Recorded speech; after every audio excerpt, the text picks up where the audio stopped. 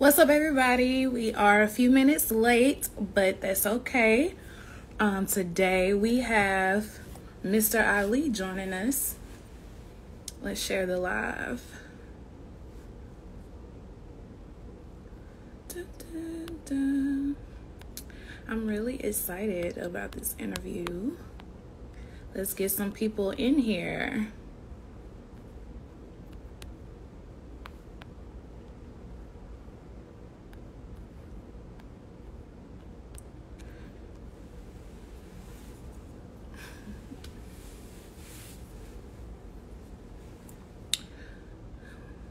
Make sure when you join to share the live with as many people as you can.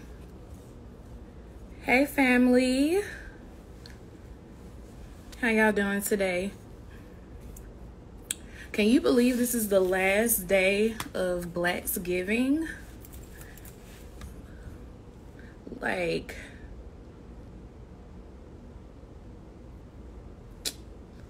let's see. I'm so weak. Okay, make sure you share the live. We're waiting for him to join us.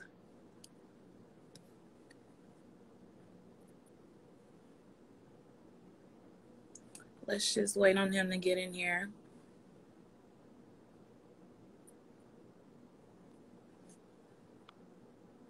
How you doing? When you come in here, make sure you share the live with as many people as you can. Let's try to get Ali in here too.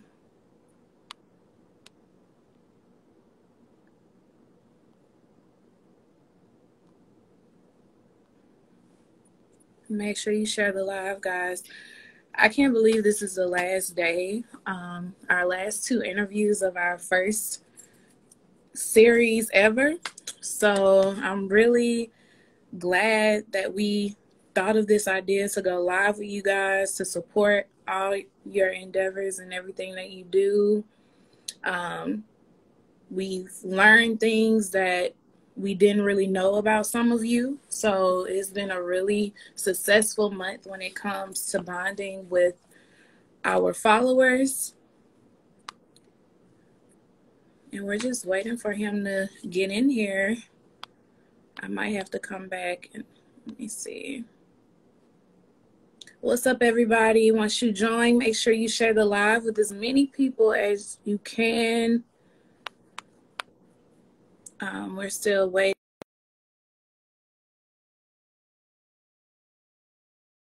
Okay, there we go. He's in here.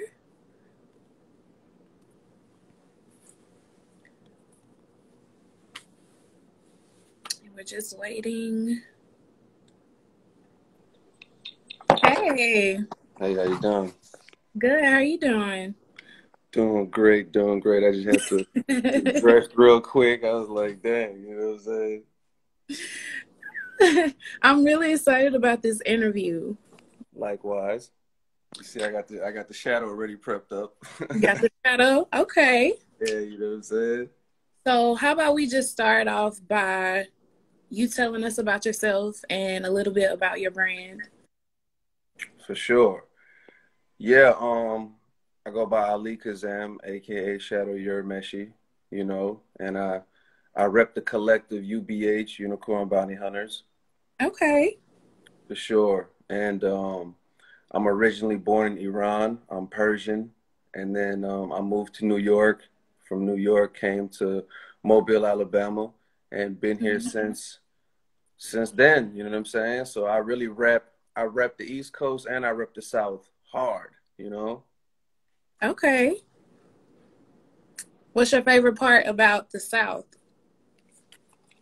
I would just say how real everybody is, because growing up, you know what I'm saying, I got teased a lot, but it was cool. It was like, you got to be able to give it and you got to be able to take it. You know what I mean? And it was always out of love. It was always like, you know, and the cool thing about that is it just made me so much tougher. It's kind of like Eminem and 8 Mile. It's like, I'm a beat y'all to the joke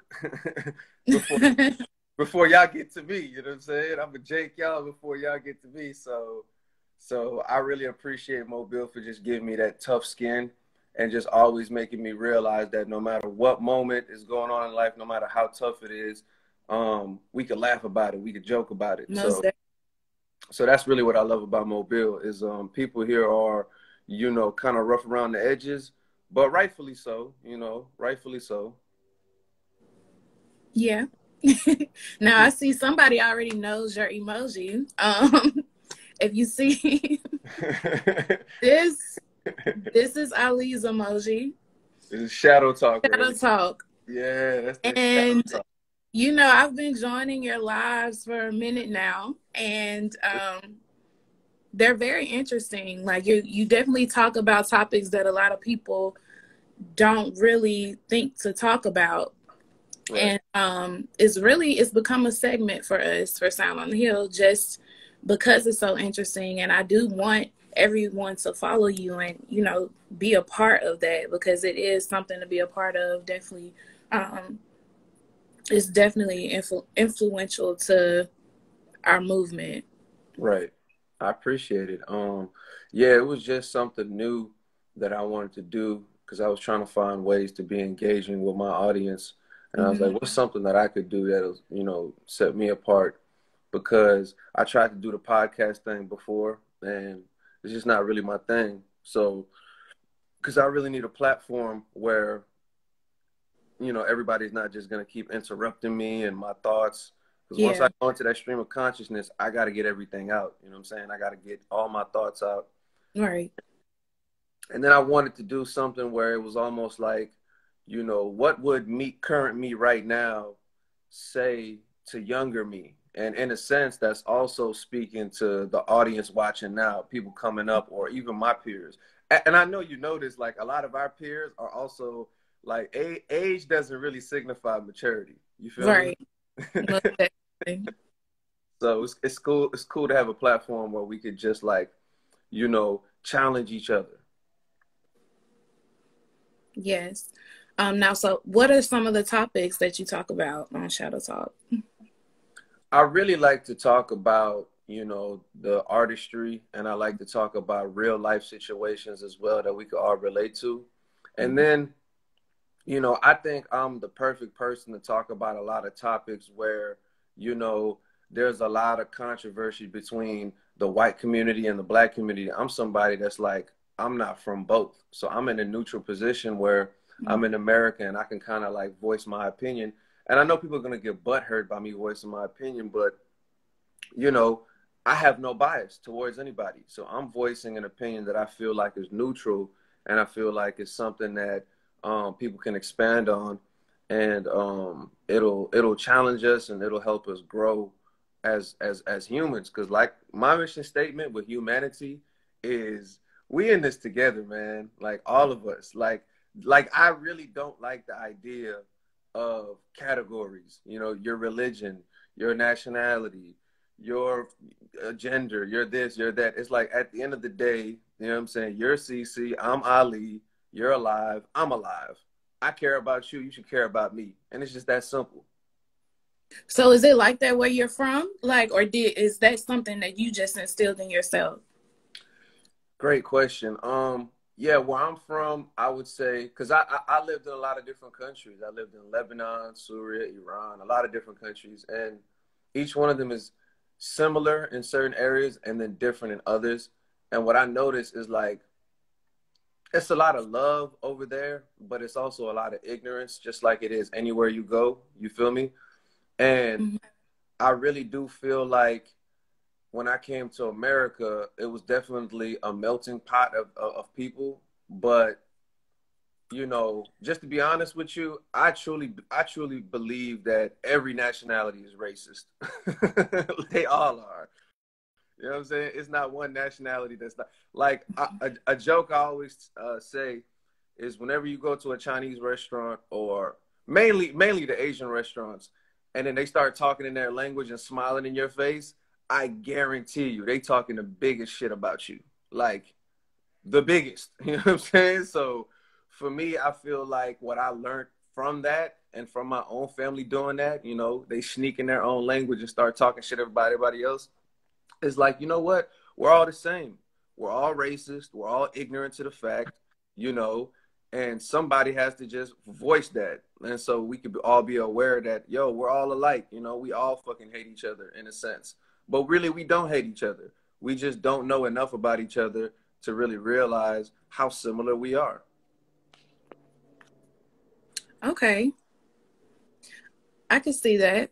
Yeah, you didn't expect that. Yeah, they're not gonna tell you the truth. I didn't expect that, but you know, a lot of people that I know, some of them would say that, you know, Black people can't be racist. Just because of everything, you know, that we've been through, you know, as far as like in history, you know, things that we didn't call for, you know. But I like listening to different aspects of it, just because you're not white or Black, you know, and I don't think it's a lot of people who really ask your opinion. Yeah. You know, because it's a lot of different people here in America, and we don't know what they're thinking. We just assume, you know, this is that. Right. And we never get to hear this side. So I think that's interesting. Also, people are scared. You know what I'm saying? People scared to voice their opinion because judgment is a tough thing for a lot of people to handle, especially if you're foreign, you just came to the country, you really don't want no problems, you want to settle in, you want to put your kids through college. So a lot of them are thinking very like safe and neutral, like they're just trying to stay out the way. But I've been here 20 plus years. At this point, I'm American. You know what I'm saying? Like at this point, I'm Mobilian. I'm from the South. You can hear it in my accent. So it's like I got nothing to hide at this point. So for me, I'm gonna stand on mine. Like I'm stand on my stances. And like I'm just not that guy that's gonna walk past the alley and see a chick, you know what I'm saying, getting abused or somebody doing something to her and just walk past it. Like metaphorically speaking, I'm not that guy. I'm a walk in, I'm a butt in, I'm gonna kick him in his head. Like I just got to do something. I can't. I'm not that guy. So I've always been that person since I was a little kid. My mom will tell you, and I put that into my music. Most definitely. What makes you a unicorn bounty hunter? Before we get into your music, You know, I feel like unicorn signifies the divinity within, right? And then a bounty hunter is somebody on the hunt. So if you're on the hunt, you're going on that internal quest to really bring out the best version of yourself. So as a unicorn bounty hunter, that's one of my missions on a day-to-day is how can I improve, right? Like I was watching the Nipsey Hussle interview, rest in peace, and he said something so wise. He was like, in this lifetime, we're always thinking about, you know, what can we get from life? Like, when am I going to get to a point where I can vacation? Or when am I going to get this amount of money or this material or this or that? You know, and then he said, that's the wrong mentality. That's the mentality that's going to lead us to depression, right? Because as they say, the richest people, once they get to that point, they realize, like, that's it. You know what I'm saying? Like, yeah. So he was like, the mentality should be give, right? It's all about giving. Let me add value to the world. Let me add innovation. Let me give new ideas. Let me just give. So I feel like as a unicorn bounty hunter, that's what we're here to do. You know, that unicorn, that divine unicorn within all of us is something that we have to give to the world. You know, each one of us has a gift, has a major divine talent. You know what I mean? So it's all about how can we give it to humanity, to uplift humanity, to challenge the youth, challenge our peers, and make our elders proud. Also, another definition of unicorn bounty hunters that I always say at shows is unicorns signifying the women, the queens, and then bounty hunters signifying the men. You know what I'm saying? And so, you know, just keep it simple like that. Okay, cool. That's different. Show. Now, okay, let's get into your music. You say you put all your issues in your music. So what would you say your music represents in its entirety?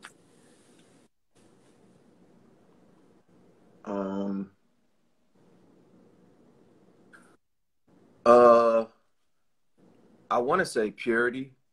You know what I mean? I want to say purity as in like it's a pure message because when I was growing up and I first was introduced to hip hop, not first, but when I first really started to because at least for me, when I was young, Mm-hmm. like when I'm hearing music, I almost couldn't hear the lyrics. Like I just heard the music. If you get what I'm trying to say, like Yeah.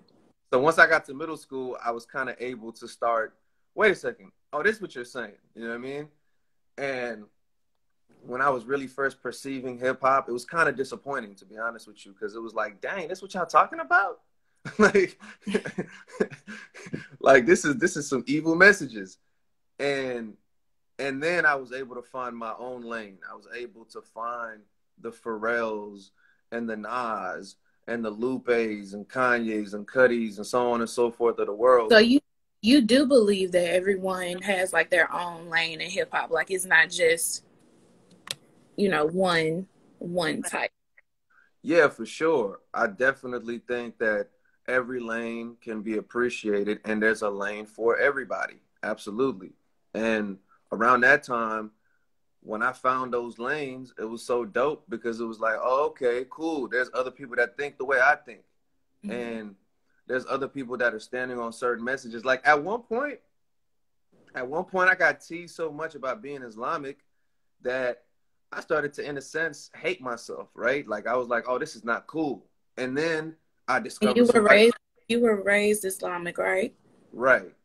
And at one point, when I was going through that, I discovered Nas, I discovered Rakim, Lupe, Talib Kweli, Mos Def, and all these guys are Muslim. And I was like, wait a second, there's this huge sector of Islam in hip hop, and that gave me such a boost of confidence, and it made me feel justified in my stance and who I am as a person. And so, by the time I fell in love with hip hop and wanted to do it professionally, I was like, I'm just gonna do what they did. I'm just gonna be me. You know what I mean? I'm just gonna be me, and I'm just gonna speak my message into my music. And I'm not upfront with like a lot of Islamic messages per se in my music, but I definitely like to slip in stuff here and there, aka shadow talk. Okay. Now, if you had to define shadow talk, what would you say? I say shadow talk is the uneasy, uncomfortable conversations that everybody doesn't want to have. That's why it's called shadow talk. It's the conversation that everybody has in the shadows, but if we put some light on it, y'all would quickly scatter away, you know? So you definitely have to be open-minded. You got to be open-minded, and we're living in a hypersensitive culture these days, which makes me, as a rebel, as a rebellious spirit, it makes me want to rile y'all up even more. Oh, word, y'all this sensitive? Okay, well, we're really gonna talk about some stuff then. But I'm not somebody who's gonna offend. I'm not looking to offend nobody. I don't want to disrespect anything like that. I don't want to cast judgment on nobody. You're Like I just said, speaking your piece. yeah, I'm just speaking my piece, and I'm speaking Mm-hmm. on topics that I feel like I see the BS, and I see that other people don't want to say it because, you know, like I said before, they might fall in the white category or the black category, which is the main battle going on in America, and it might be uncomfortable for them to speak on certain things because they feel like their particular community is gonna come down on them. But for me, like I said, I'm in a position where I'm an anomaly. Like I could speak on whatever I want to, and if y'all hate me, whatever. I get to go back home to my peoples, my family, and they gonna love me regardless. Okay. But that's So shadow talk. nice. What are some goals you are working towards before the year ends? It's been a Definitely. crazy year. You said It's what? been a crazy year. Oh yeah, it's definitely been a crazy year. I really do think that whenever stuff like this happens in our life, I think it's the most highest way of challenging us to uplift our mental and spiritual fortitude, right? Because Mm-hmm. one thing I noticed in my lifetime is like when my back is against the wall and everything around me is negative, it's actually a beautiful thing because now the only choice I have is to be positive. That's the only choice I have. Because if I'm the last person and I say, to be negative, the walls are going to cave in. It's over with. So at that point, I got to have faith in being righteous and positive. So for me, you know, seeing everything that happened all year, it's actually made me that much more righteous and that much more, like, it just made me focus on building myself up more. And I was able to give up a few of my vices. I was able to stop smoking, which was a really, really big deal for me. Like, a lot of people know, like, I'm a smoker. So like, for real.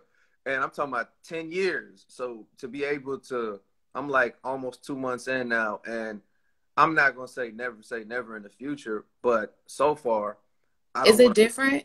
Oh, it's a major difference. But I will also say, I've smoked so much in 10 years, I still wake up high. Like, I still wake up and I'm like, man, like, I'm stupid high. Like, this is crazy. But I think what happened was so much THC built in me. Like, as I work out and get it out of my system, I think it's just going to take some time for it to come out. But when it does, but anyways, to answer your question, so with that being said, just conquering a few of my vices, it also gave me so much confidence in the fact that if I was able to conquer this, then now I'm able to substitute it with new habits in my life that are productive and positive towards my career. And so I replaced smoking and all that bad stuff with working out, and then with getting in the studio and setting a certain work schedule and being like totally, because like by next year, I really want to be prolific in what I do, you know, and I have a plan, so I'm pretty much headed towards that. Nice. Do you have a strategy when you're in the studio? You know what? I'm a very abstract artist, and I definitely have studied how other artists, like a lot of artists be like, you know, when I get in the studio, I got to come up with the hook first. The hook dictates the song and da da da da da. And I'm like, that's true. But at the same time, I'm weird. Like, I might get in the studio, and because not only am I an artist, I'm also, I mean, excuse me, not only am I an MC, I'm also an artist. So sometimes when I get in the studio, um, one of those sides might kick in first. My MC side might kick in and be like, man, get to them verses. You know what I mean? Or my artist side might kick in and be like, man, lace that hook up. You know, because I'm Captain Hook, as you know. I'm crazy with the hooks. So, you know, so my process is just, I just let it be what it be. Like, I can't call it. Like, when I go in the studio, I don't know how I'm gonna do it, what's gonna happen. Sometimes it is kind of frustrating because you wish you could go in there with some type of like set formula strategy. But the thing about it is, I don't like that, because what we do is not some corporative formula based. Like, what we do, we're artists. We're supposed to go in there and be as creative as possible and channel our higher self. It's not really based on, you know, I got a certain set formula that I like. If that was the case, then your music probably sounds formulaic, and it probably sounds like some, you know, hook verse, da da da da. Like, it's just, I don't do that. You know what I'm saying? I go in there and I let whatever takes over me takes over, and I just let it all come out. Okay. Jared said everybody is different, and the vibe of the day definitely determines. Facts. Huge facts. Yeah, well, actually, that last time me and you spoke on the live, you said that you were like, you know, your surroundings also affects the music, you know? Yeah, it does. You know, and your vibe changes, so your music should change. That's how I Yeah, feel. but also, I want to give a message to all the artists out there. If you're going through one of those days where it feels dull, or it feels you're sad, or whatever emotion that doesn't usually inspire, because to me personally, I don't believe in writer's block. I think that's a myth, because I Do believe, you? I do. I really do. Cause Because check this out, because every single emotion we have in life is relatable to a lot of people because they're going through it. So whatever you're going through, you could just write about it. You know what I'm saying? Like, whatever I'm going through in life at that moment, I could write about it. I could speak on it. Even if it's a boring day and I got nothing going on, I'm about to make a boring ass song. You know what I'm saying? so Like, you never had a time where you just like had a piece of paper and the pen in your hand and you just like, I don't know, like, I don't know what to put down on here. Yeah, Because I know definitely. I have. That's what I'm asking. Yeah, I definitely have, but I'm such a I'm such a like kid at heart that it's almost hard for me to get writer's block because the second I get that emotion, I'm gonna jump and watch a movie, or I'm gonna throw on some anime, or I'm gonna start reading a book. And the second I do that, it'll spark so many ideas, and one thing will lead to another, and then bow, it's back. So it's like, you know, um, Yeah, so you take the productive route. Like when you yeah, feel like that, it's better to be absolutely. productive. And I'm a person that enjoys conversation. So sometimes I've actually done this multiple times. Like I will go to a group of friends' house and I'll take a notepad with me and I'll just sit there and converse for a few hours and I'll just write down everything that's been on everybody's minds. And then I'll take that back home and I got a slew of things to speak on. Okay, that's actually a good idea. Jerry said Lazy Song by Bruno Mars is proof. There you go. Okay, so my next question is, I know you say you've been in Mobile ever since. So Right. do you feel accepted as an artist in Mobile? Absolutely. I feel accepted by the people that appreciate, what I do, particularly. Mm-hmm. I definitely do think the majority of Mobile is street-based music, whether it's trap, gang related, whatever it is, it's a lot of street music. And I think that in Mobile, a lot of people here gravitate towards that and they understand that language more so. So it's not a bad thing. It's just they don't know how to cater because I'm not the only one. There's other artists here that have different styles. And I just don't think Mobile all the way has grown to a point where they can know how to cater that to their peoples and spread it through word of mouth, or even the powers that be in Mobile, like the promoters, A&Rs, whoever, like they like when I do shows and performances, they're mind blown. They're like, "Oh snap, who is this dude?" But then afterwards, it's like they don't know how to cater me to their audience or how to push me. So I just think it's a little bit of a learning curve. But I mean, my thing is, if Atlanta was able to do it, we can be able to do it too. Atlanta was a great Just example talking of yesterday. Yeah, yeah, we were yeah, our for team, real. we were here talking about it yesterday. We were just like, you know, we understand, everybody has their situations in life, and a lot of rappers, it's therapeutic to write, about what they've been through or what they're going through. But you also have to remember that if you want a variety in your audience, in your fan base, then you have to sit down and actually, think about what the people want from you or how they view you as an artist. Right. Yeah, so I mean, in Mobile, I think that's just the learning curve that we have to do right now is because Okay. like the artists in Mobile, the big artists like Blue, all of them, like whenever I get around them, they can appreciate somebody like me because they know all types of genres of music and they know to appreciate all of it, right? Mm-hmm. And you know, I just think it's really the people in Mobile that kind of have to do a little bit of catching up because there's a lot of people in Mobile that have phenomenal taste, but they're just scared to to wear it on their sleeve because it's just not the cool thing right now per se. So I mean, just like anything else, people, no offense, but a lot of people are followers. So the second we start making it cool, like, hey, check out New Nation, check out Mark Wicks, check out C Webmatic, check out Ali Kazam. This is cool. They're all gonna be like, oh, word, all right, cool. Well, let's start spreading this. So all it takes is just kind of like one wave of a stamp of approval, and Mm-hmm. we'll get that snowball effect. Yeah, but the music wave in Mobile right now is through the Ridiculous. roof. Like, It's ridiculous. it's so many different artists. Like I'm usually on the iMobile page just looking at the different artists, and then I'll type in some different hashtags just to see who's new because it's a lot of them, and I try to take my time and listen to them. Um, Jared said, Alabama artists finally getting out of their bubble and trusting our own style instead of looking at other states. I agree. Right. I agree. True. We have this confidence now, you know, and I don't think, well, growing up, I don't think a lot of us had it because we were all talented. Mobile is a very talented city. Yeah. But I don't know. It's just like this. It's a different energy now.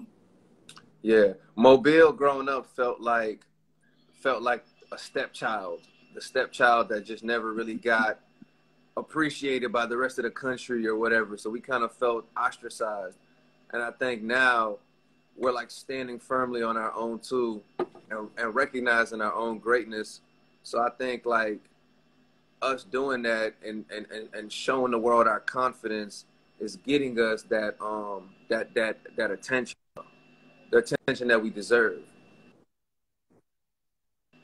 Right. Most definitely. Now, I will ask you,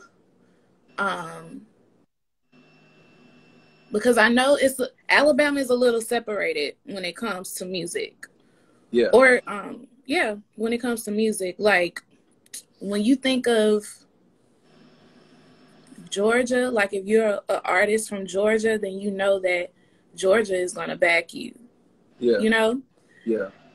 With Alabama, it's like, okay, we got Mobile, we got Birmingham, we got Montgomery, we got Huntsville, and it's different artists, all good. You're right. Different artists, but sometimes I feel like,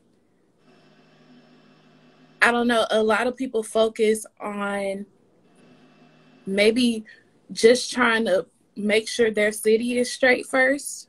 Right. You know, and I feel like it should be a little bit more network, like all around. For sure. And that's kind of why we started Sound on the Hill, just to see what's all out there. Because it's just talent everywhere you turn. Very true. Very true. Yeah. I think with Mobile, you know, like I said, Mobile is just a lot of people that have not been as well traveled as other states. Yes, I know people who've never left Mobile. Ever, right? I know a lot of them. I know a lot of them too. So I think what that does to you is, it kind of makes you. It's like just an analogy. It's like being raised up in a household with a single mother, and then when she starts dating and bringing in other men, you start kind of fighting and sabotaging it, right? I feel like that's what Mobile That's is. a perfect example. Yes, that's exactly how it is. And that's what it is with Mobile. It's like you're cautious. You just cautious all the time. Overly cautious, overly, and you don't want to see Mobile kind of like expand and win and intermingle with other states and grow. You're like, no, this is all mine. No, This is my city. my city. You can't leave. You can't grow. You can't get. And you know, I get it. Because I mean, I'm not gonna lie to you. I'm definitely one of those people that's just like, you know, because I've come across a lot of people recently, and I'll be like, oh, where you from? Oh, I'm from Georgia. But online, they out here repping Mobile. And I'm like, man, you're not from Mobile, man. You know what I'm saying? So I do feel them. Like, long term, that just comes with any city that starts to pop. Like, Yeah, a lot of people start coming in and, you know. when it grows, it's definitely going to change. Yep. But, I mean, it's like, do you want that change? Do you really want it? Because I think I said something before. I was like, enjoy the slow times, you know, enjoy For sure. the time you have with yourself, the quietness, the peacefulness, you know, create in those times while we have it, because Alabama is going to grow. Mobile, Huntsville, Birmingham, Montgomery is going to grow because there's too much talent here not to grow. Right. We just have to be ready for the growth. Right. And we have control of that. And I think a lot of people don't know that we have control of what type of change actually comes here. Right. We do. And I mean, what's there to be scared of? If you're from Mobile, it's not like when these people infiltrate, you're going to get kicked out or something. Like, bro, you're from Mobile. You know the ins and outs. You know the history. You know what it is.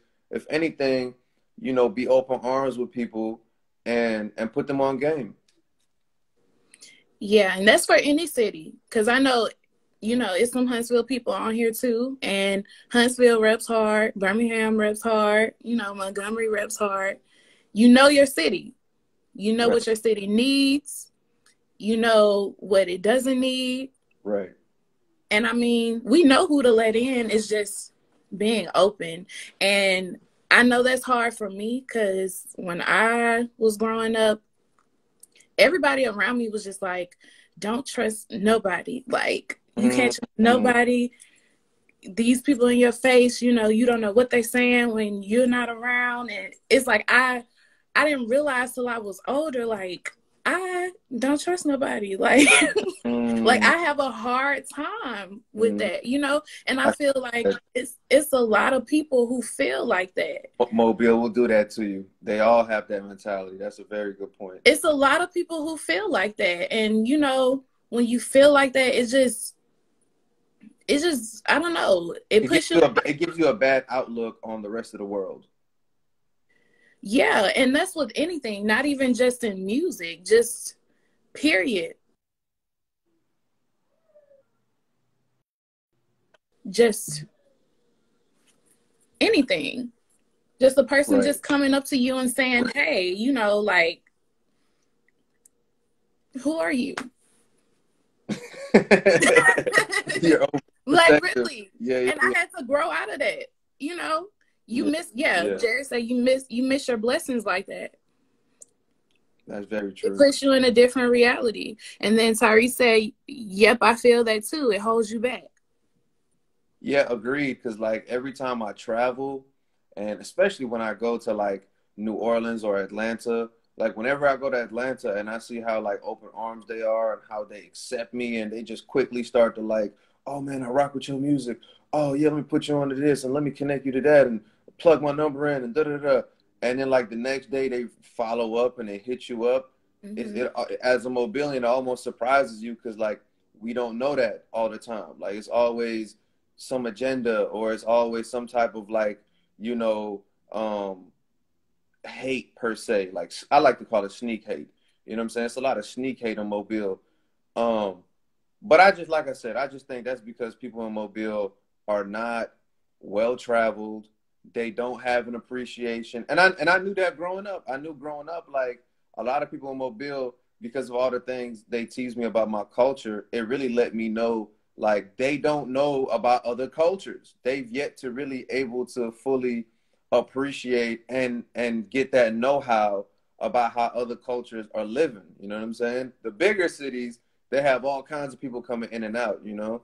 You can't really fully know someone's culture just by knowing homie at the gas station. Like that's not enough, bro. Yeah, it says all people really know is the trap music. Right. Right. That's what's popping right now, the trap music. For real.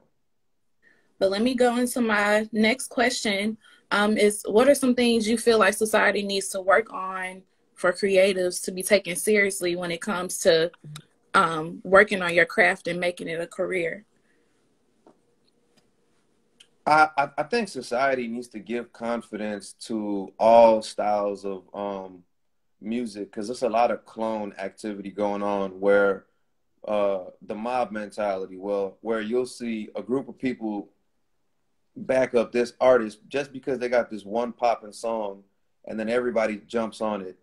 And then if you dare be that person like I was who's gonna ride around in his whip playing some different stuff that nobody else is paying attention to that came out at the same time, you Mm-hmm. know, it'll you know, some people don't want to put themselves out like that and spotlight the stuff they're listening to. But I think what that does for us artists is it gives us so much confidence to know that there's plenty of other people that are going to boost me up and appreciate what I'm doing and my message because, you know, everybody can't be a trap artist. Everybody can't be a street dude. Everybody doesn't, you know, and I'm not knocking them. No offense to them. You know, if you really live in that life, by all means, do you. All I'm saying is, you know, there's Tyler the Creators in the world. There's Big Crits in the world. There's Currencies in the world. There's Right. different types of people in the world. So it's like, if we could just begin to spotlight and appreciate all of them the same way we do a lot of these, no offense, but ignorant artists, and we put them on this pedestal, like, yo, let's get back. You remember in the 90s where there was just a balance, you know what I'm saying? Where it just felt like everybody was Everybody had their appreciated. lane. Nobody was complaining. Yeah, It was something for everybody. that's what I want. Like, I wanted to just go back to and I do feel like it's there right now in the sense of the artists, the diverse amount of artists is there, but are they being spotlighted and are they being quote unquote elected? You know what I'm saying? Because Right. ultimately, I feel like that's our version of electing. Like that's our political system in hip hop is like the dollar. Whoever you stream, whoever you blast on social media, you're electing that person. You're giving that person power and you're putting them on a pedestal, right? And then other people see that and then now they boost them up and they boost them up. And now this person represents your sector and your generation. And as we've seen, you know what I'm saying? It's a lot of pump fakes out here, meaning, they might be here for the summer, but by next year they're gone. You know what I mean? Because Yeah. I think a lot of music that's coming out is so trendy and it's all clone like. It's all the same stuff. So it's just like, yo, a lot of people y'all are electing. And that's why I'm a big fan. Here's a part two to that question. Gatekeepers. I'm not somebody who's against gatekeepers. I always thought gatekeepers was cool as long as they're fair, and just, and they have a good taste level for hip hop. You know what I'm saying? And they can be fair and disperse attention to every subgenre in rap, and not just be the radio station that's just like, oh man, we're clout chasing. Everybody's playing Future. Well, we about to play Future 24/7. You know what I'm saying?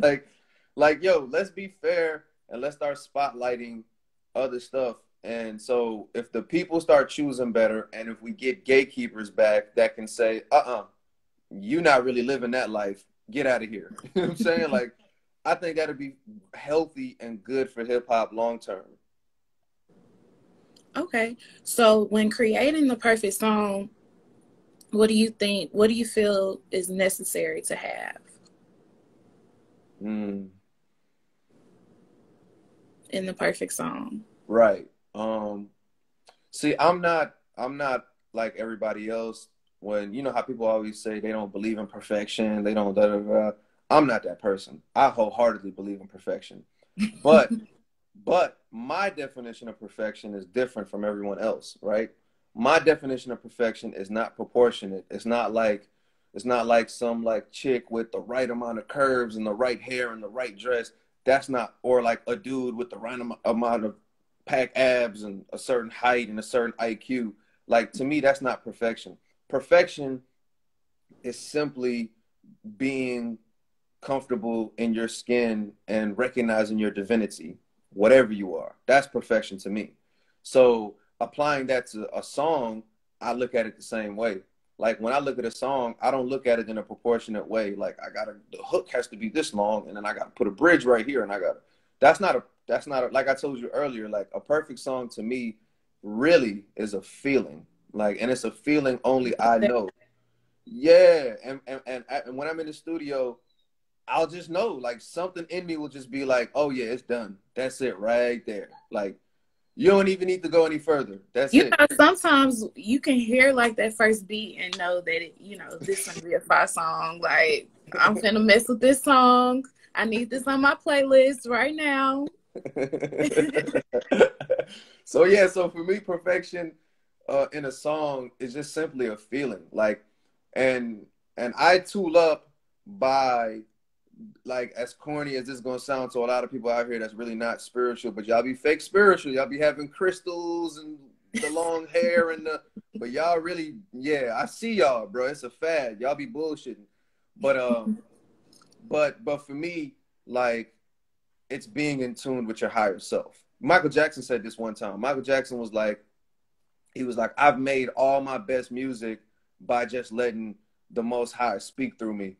And it ain't cliche. It's not corny. It's real. Like, that's really real. Like, all my best stuff I've ever made is when I really wasn't thinking per se. I was just feeling, and just something was like guiding me. Like, yo, add that right there. Say this. And a lot of times when I finish those types of moments, those songs, and I'm playing it back, it's like, I don't even know what I'm talking about. Like, where did this come from? Like, but then as the months go by, it makes sense. It starts to click, and I'm like, oh wow, like, you know, my higher self, the most high, the ancestors, however you want to call it, they were really speaking through me. You feel me? So like, you know, that's really my formula, is just allowing my higher self to kind of like guide me, and then also that internal gut feeling of like, all right, it feels right. That's it right there. It's done.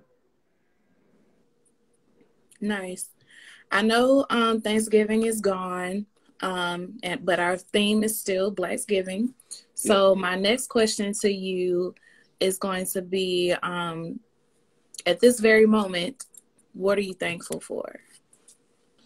You know, I'm so thankful to just be alive right now. And I'm really thankful for having 10 fingers. I'm thankful for having 10 toes. I'm serious. I'm thankful for having 2 feet, 2 legs, 2 arms, 2 eyes. I'm thankful to be able to breathe good. Like, people really, really, really get caught up in all the dumbest shit in the world, and they forget how truly divine and precious our life is. Like, like sometimes when I really, really get caught up in what life is and what we are, it is like mind blowing. Like it like it's just it's almost like the second I start thinking like that, the world goes into slow motion immediately. Like, everything slows down, and I start to just like, because like when you really think about it, it's unbelievable. Like, we're really alive right now. Like, I can really walk and talk, and like, I think this world has so many distractions. It distracts you from how unbelievable being alive is. Like, bro, we really here, bro. Like, think about that. Like, Right. so anytime I get too caught up in like, you know, oh, I'm this age now, and I don't have this accomplished yet, and I don't have that, and da da da da. Like, I immediately go into gratitude mode, and I just begin to appreciate the very, very simplest things in life. And I think that's why older people, you know how like you go to the park and you just see an old couple or old people just sitting at the bench just staring. Like, Yeah. I think that's what they're thinking about. They're just thinking about like, dang, man, like, we really made it to this point. Like, we really alive. Like, I made it through 80, 90 years, and I still got both of my legs. Like, I made it through 80, 90 years, and I can still see. Like, I don't think people realize how major of an accomplishment it is just to be able, like me and you were talking about on these past lives with ageism. I like, that's a major problem to me, because every time it's your birthday, why do you get sad? Why do you get depressed? Why do you say, "Oh, I'm getting older"? Oh, like, what's fleeting away from you? Because I know plenty of people that passed away that didn't even get to reach 22, 23, 24, 25. Like, what are you complaining about, my G? Like, getting I don't like saying older. I like saying crystallizing, because when we crystallize, we're getting better. We're getting more wise, more beautiful. We're able Right. to see. And it's funny because every year we crystallize, we have such new found perspectives about the world, like that we would have never had when we were younger. Because when you're younger, like, everything is so raw. You're a lot of the voids that we don't know inside of us, we're really filling it in with imagination. So when you get older and you really start to figure things out, you just start to have a profound perspective on things. And it just makes you so appreciative of the absolute simplest things in life. Nice. Shadow So talk. shadow talk, definitely, definitely. And I hope all of you guys are listening to this, because the world is hectic, and a Yeah. lot of the times, like, I know I've done it, just really just get in this moment to where you're not even clear of what's around you. Mm-hmm. You're not even clear of what you have inside of you. Mm-hmm.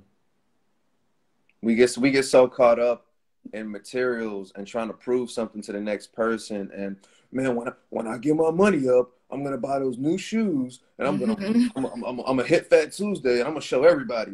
It's like, for what, bruh? Like, who cares, bruh? Like who cares, bruh? I know plenty of dudes that were just like that, and they passed away, bro. Like, that shit means nothing. Like, it don't mean nothing, man. Yeah. Enjoy your family. Enjoy the Please enjoy your breeze. family. For real, enjoy the breeze. Enjoy being outside and letting that breeze hit you, because it's something so special about just like you ever watch animals and they're just like in tune with everything. Like, they don't have a care in the world. They're just like, you know what I mean? Like, and same thing with kids. And I think that's why God gave us kids and animals. Like, we could look at them and it's just a reminder of, oh, okay, word, that's how I'm supposed to be thinking. Let me stop having a mind that's full, and let me start being mindful. You know what I'm saying? Most definitely. Okay, we're going to go into Q&A. So if you're on here and you have any questions, please click the question mark at the bottom of your screen, type in your question, and I can pop it up for you. Let's see if we can get some questions in here. For sure. Mobile, stand up. I really appreciate you, Ali. Thank you. Like, I don't know. The first time I met you, I don't know, I just clicked with how intellectual you were and just how I mean, we are crazy. We all crazy, but you know, it's just interesting to know someone who, you know, is very in tune with themselves and, you know, likes to mention the things that people don't talk about. Yeah, You know? I appreciate you. I remember that. Shouts out to my bro MJ for bringing you through. Um, yeah, because that was my first time meeting you, and he was just gassing you up. He was like, "Oh man." And you made me do a poem on my first my And I got first day everything. I got meeting you. everything. Oh, It's hold on. recorded and everything. Let me make this drop. Now that the people know that. So I got a project coming out in 2021. It's a sequel to my first project, One Life to Live, and the sequel is going to be called To Live One's Life. The whole project is laced with CeCe's poems. The whole project. So you thought I forgot. What?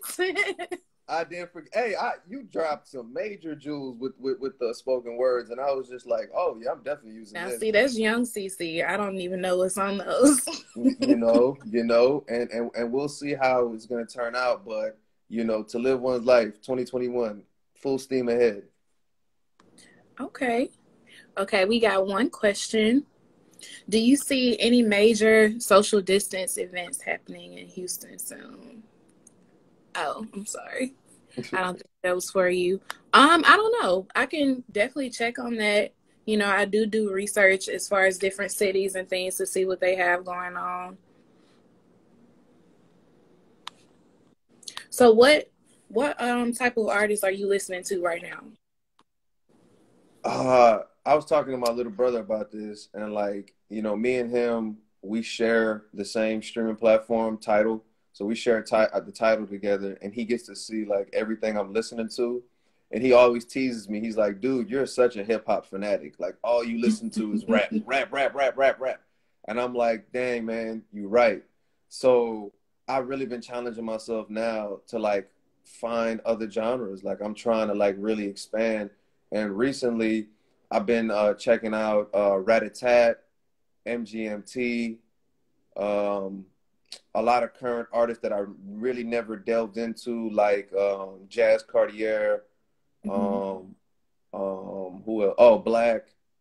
Uh, That's crazy you said Black because somebody from Atlanta, they said that Black is underrated. I could see that. I could see that. Hey, man, I don't know how underrated he is. This man's on every feature. Like, I love Black. yeah, he be having features left and right. Mm-hmm. But so really, I'm just trying to get out of the. I'll never get out of the hip hop bubble. I just love hip hop too much. But I'm just trying to, throw a few other condiments per se in there. So, has your family like heard your music? Like, is it different for them to listen to? Yeah, my family has heard my music, and I think it's just it's tough for them to grasp what I'm doing because in Islam, at least speaking for my sector of Islam, because just like Christianity, there's a lot of different sectors, but for my Mhm. sector in Islam, um, it's kind of frowned upon. It's frowned upon to do music, especially to rap, because they really can't perceive lyrics. Like if you play them rap music, it could be the most pure whatever. All they're gonna hear is drugs, gun, bitches, da da da da. Like that's all they think you're saying, right? Mhm. So like in a sense, I'm also on a mission to just kind of prove to them like, yo, like like in ancient Kemet, they used music to heal. Like they actually had real instruments they would put over particular parts of your body and play the instrument in a way that it would literally, the vibrations would heal you, literally. So they had medicinal instruments.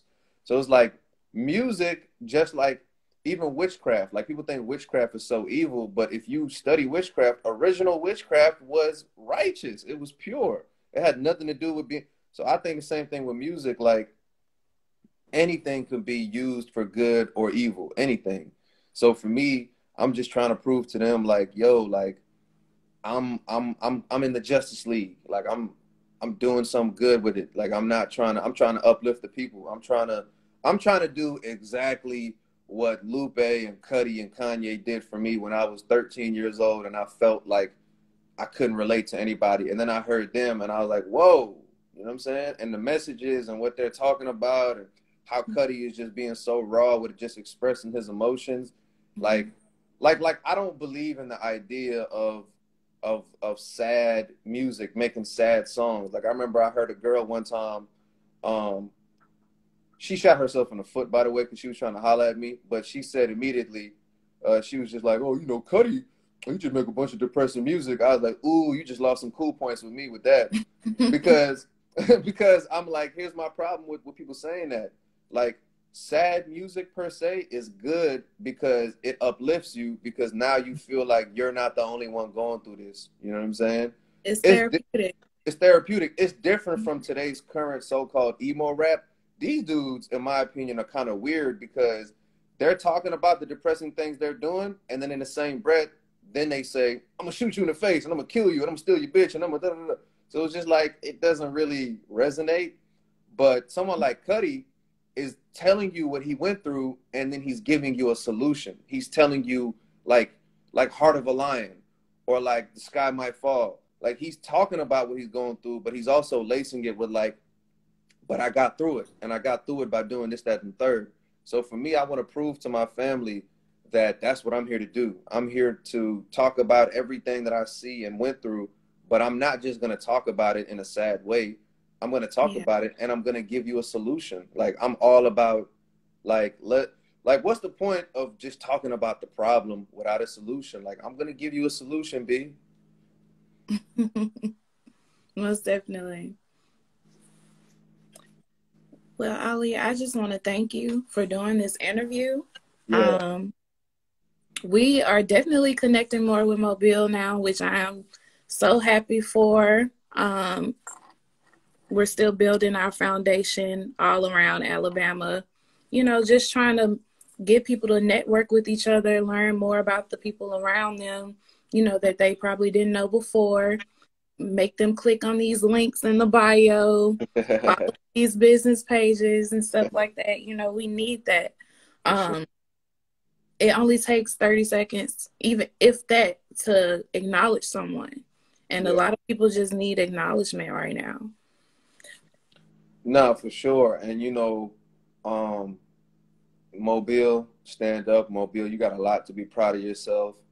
And there's gonna be another wave, trust me, and I'm gonna be surfing that wave big time coming out of Mobile. Um, and me and a few other people are actually gonna be creating that wave. And I appreciate you for spotlighting us and just giving us also a platform and a voice because I kind of feel like I kind of feel right now like ASAP Rocky. Like ASAP Rocky had to leave Harlem, to put himself on because, you know, New York wasn't really gravitating to what they were doing. And I feel like that's the process I'm in right now. I got to go outside of Mobile. I got to go to Atlanta, New Orleans, wherever, to really, really get spotlighted and appreciated. And Huntsville, we got to get you up here too. I can't wait to come to Huntsville.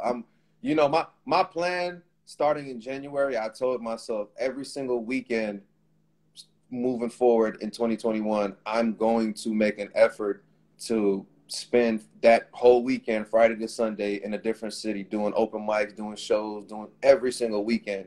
Because at this point in my life, you know, my parents did not come all the way to America and sacrifice everything for me just to lollygag. Like, I'm here to really, like, do something for me and my family and something prolific to uplift humanity. So, you know, just like ASAP Rocky and them, if I got to go outside of Mobile and put myself on just to come back to Mobile and get appreciated, so be it. So be it. And, you know, people like you really appreciate you, you know, and I keep telling you, I'm not gassing you up. Sound on the Hill is going to be something major, for real, for real. Thank you so much. I'm still learning how to take compliments. I don't know. I don't know. It's weird for me. You a because Mobilian. No, when it comes to Sound on the Hill, it's really weird for me because I didn't think that it was gonna be like this. You know, I really just made this because I needed an internship for a class. You know, and it turned into something that people appreciate, that people love. And you know, when people tell me, you know, that I've inspired them or, you know, anything like that, it's just like, whoa, okay, me, I did that, you know. As But the months have went by, has it gotten easier for you, like as far as like juggling all the responsibilities with Sound on the Hill? oh, it gets harder every day. Okay. It's harder every day because it's growing, you Yeah. know, and it's different steps. And I really just want to shout out my team right now because, you know, they help a lot. It's not just a one-man show. You know, we all have our own talents. They have some businesses that they're working on. So Yeah. it's a lot, and we're just working on combining all of it going into 2021. Yeah, you know, a great, phenomenal sign of success is when you start to feel that pressure, when you start to feel like you got so much on your plate. That's actually a great sign. That's letting you know like you're doing the right things, you're headed in the right direction. I think a lot Yeah. of people, when they get to those points of success, they don't see that as success. They see it as, oh, I'm in the wrong area. This is too funky. This is too much going on. And then they Right. quit. You know what I mean? They quit or they become stagnant. And you really got to push through that moment. You got to push through it Mm-hmm. and you have to let it like, it's like learning how to juggle. Right now you're juggling two things, then three, then four, then five, then six. Before you know it, you are the Circus Olay. You know what I'm saying? Right. So like I think, and the same thing goes for me. It's like I just keep reminding myself like it's supposed to get harder. It ain't supposed to get easier. You know what I'm saying? And It's a once that different level. yeah, and once that clicks in your mind that it's supposed to get harder and you accept that, like in a sense, it gets easier. In a sense. Most definitely. But thank you again. We're going to end this interview. I need you guys to come back at 8. We're going to be with Please. OJ. Yeah. I think it's going to be a real funny interview. So y'all come back for that. And he's an amazing artist. Be sure to follow Ali on, say your social media handles for me. At Unicorn Bounty Hunters. And then if you want to Yeah. follow my personal Shadow Urameshi, and I'll provide you that shadow talk. And you know what I'm saying? Once again, Mobile stand up. It's the mob. Welcome to the round table. And appreciate you for having me on. Thank you so much.